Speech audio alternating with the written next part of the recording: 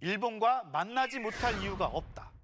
우리나라와 미국에 대해 계속 날을 세워오던 북한이 공식 입장이라며 밝힌 내용입니다. 네, 그렇다면 기시다 후미오 일본 총리가 언급했던 북일 정상회담이 가시화되는 걸까요? 따져봐야 할 대목이 많죠. 네, 기시다 일본 총리는 지난달 말 일본인 납북자 귀국 촉구 집회에서 조건 없이 김정은 위원장과 만나겠다면서 북일 정상회담 실현을 위한 고위급 협의를 제안했었는데요. 首脳会談を早期に実現すべく、私直轄のハイレベルで協議を行っていきたいと考えております。 이틀 만에 북한 외무성 박상길 부상의 담화가 나왔습니다. 일본이 서로를 있는 그대로 인정하는 대국적 자세에서 관계 개선의 출로를 모색하려 한다면 만나지 못할 이유가 없다. 일본이 무엇을 얻으려고 하는지 모르겠지만 말이 아니라 실천 행동으로 문제 해결의 의지를 보여야 한다고 덧붙였습니다. 오가는 말만 보면 곧 회담이 성사될 듯도 한데 그렇게 보이진 않는다죠?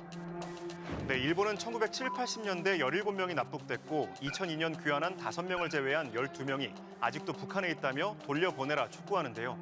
북한은 모두 13명을 납치했는데 8명은 이미 숨졌고 5명을 돌려보냈다면서 4명은 북한에 온 적도 없다고 주장합니다. 그런 만큼 납치 문제는 이미 해결된 사안이라는 게 북한 입장입니다.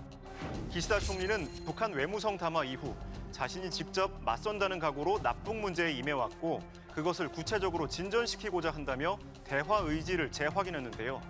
북한은 일본이 이미 해결된 납치 문제와 자위권을 놓고 전제 조건으로 내세우고 있다며 실현 불가능한 욕망을 시도하는 건 오산이고 시간 낭비라고 잘라 말했습니다. 이처럼 접점을 찾기 어려운 난제가 있는 만큼 북일 회담 프로세스가 곧 실현되긴 어렵다는 게 대체적인 관측입니다. 두 가지 전제를 일본이 수용하기가 어려운 것이죠. 납치자 문제 해결됐다, 또 북한의 핵을 문제 제기하지 말아라. 그런 상황에서 일본이 북한과의 대화를 시작하기는 매우 어렵다라는 것이죠. 그렇다면 못 만날 이유가 없다는 북한 담화는 어떤 의도라고 볼 수 있을까요? 일본이 대화에 진정성이 있는지 떠보려는 성격이 일단 강해 보이는데요. 일각에선 강화되는 한미일 공조를 견제하기 위한 거라는 분석도 나옵니다.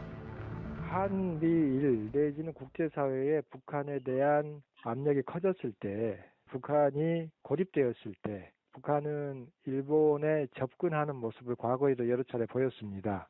이번에도 그러한 상황과 크게 다르지 않다고 보는 것이죠.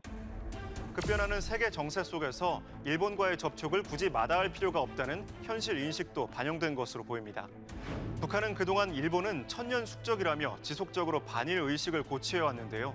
북일 정상회담이 조만간 실현될 가능성은 높지 않아 보이지만 메시지를 주고받으면서 대화 분위기를 조성하고 있는 북한과 일본, 양국 관계가 어떻게 이어질지 주목됩니다. 네, 김세로 기자 수고했습니다.